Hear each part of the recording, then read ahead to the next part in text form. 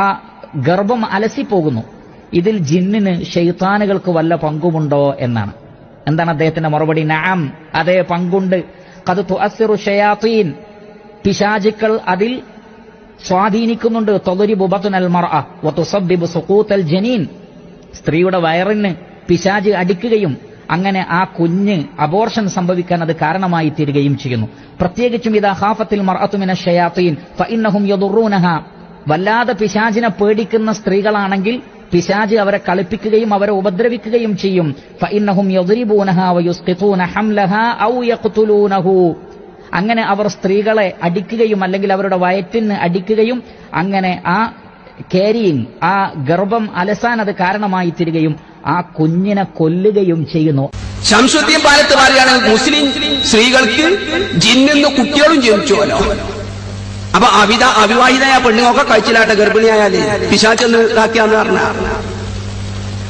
ആ ജിന്നുകള് മുസ്ലിം സ്ത്രീകളുമായി ബന്ധപ്പെട്ടിട്ട് കുട്ടികൾ വരെ ജനിച്ചു. അപ്പൊ പല രൂപത്തിൽ വരികയാണെങ്കിൽ ഒരു പെണ്ണിന് ഭർത്താവിനെ ഇങ്ങനെ വിശ്വസിക്കാൻ പറ്റാതെ നിങ്ങൾ എന്തിനാ കുതന്ത്രം? കാരണം ഒരു മൗലവിനെ പെണ്ണുങ്ങളെ റൂമിൽ നിന്ന് പിടികൂടി, പള്ളിയിൽ നിന്ന് പെണ്ണുങ്ങളെ റൂമിൽ നിന്നാണ് പിടികൂടിയത്. എന്നാ മൗലയ്ക്ക് പറയാല്ല ഞാൻ പിശാചിട്ടുകാട് പെണ്ണുങ്ങളെ റൂമിൽ കൊണ്ടിട്ടതാണെന്ന്. ആർക്കേ തമ്മാടിക്കും വെച്ചിലായിക്കൂടെ? ഒരു മൗലവി എന്താണ് ഒരു വീട്ടിൽ കയറിക്കാണ്ട് അവിടെ ശല്യം ഉണ്ടാക്കി. അവൻ പറയാ അത് ഞാനല്ല, അത് പിശാച്ചാണ്, അത് പിശാച്ചിനെ അവിടെ കൊണ്ടിട്ടതാണ്.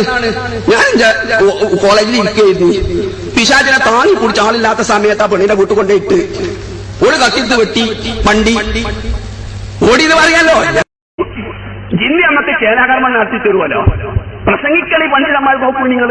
എന്നാ എനിക്ക് ചോദിക്കാനുള്ളത്, ഈ ഇബിലീസ് ചേലാകർമ്മം നടത്തിയിട്ട് ആ കഷ്ണിച്ച കഷ്ണം ഇവിടെ കൊണ്ടേയുള്ളു മുജാഹിദ് സെന്ററിലായിരിക്കും ഒരു പക്ഷല്ലേ, ഞമ്മളാരും കണ്ടിട്ടില്ല.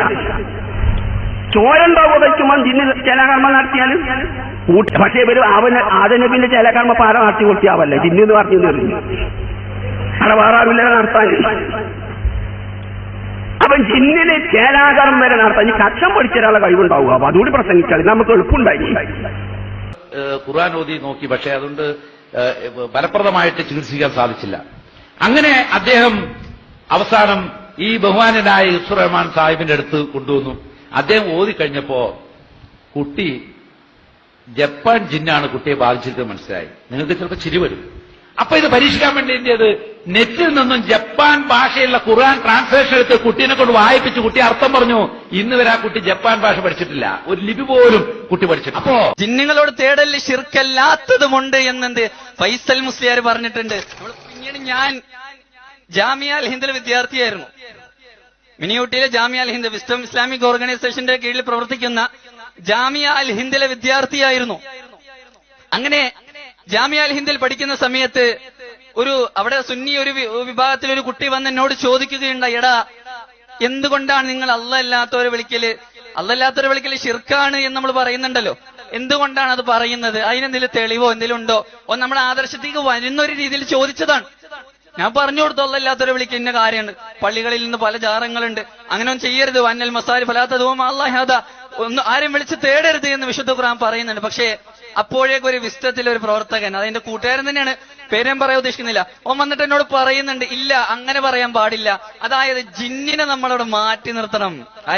ജിന്നിനെ അവിടെ നിന്ന് മാറ്റി നിർത്തണം, ജിന്നുകളോട് തേടല് ശിർക്കല്ലാത്തതുമുണ്ട് എന്നെന്ത് ഫൈസൽ മുസ്ലിയാർ പറഞ്ഞിട്ടുണ്ട്. നമ്മൾ ഫൈസൽ മുസ്ലിയാർ എന്ന് പറയുന്നത് വലിയ പണ്ഡിതനാ, എന്തായാലും നുണയൊന്നും ഉദ്ദേശിക്കില്ല എന്നിങ്ങനെ പറയാ. ജിന്നിനോടുള്ള വിളിയാണ്. ജിന്നിനോടുള്ള എല്ലാ വിളികളും ശിർക്കാണോ? അല്ലേ? അല്ല, അല്ല. കാരണം എല്ലാ വിളിയും ശിർക്കാണെങ്കിൽ ജിന്നോടുള്ള ഏത് പേടിയും ശിർക്കായി മാറണം. ശൈത്താനെ സംബന്ധിച്ചുള്ള ഏത് ഭയവും ശിർക്കായി മാറണം. അതിനു മുമ്പിൽ അർപ്പിക്കുന്ന ഏത് വിനയവും ശിർക്കായി മാറണം. അതിനോടുള്ള ഏത് പ്രതീക്ഷയും ശിർക്കായി മാറണം.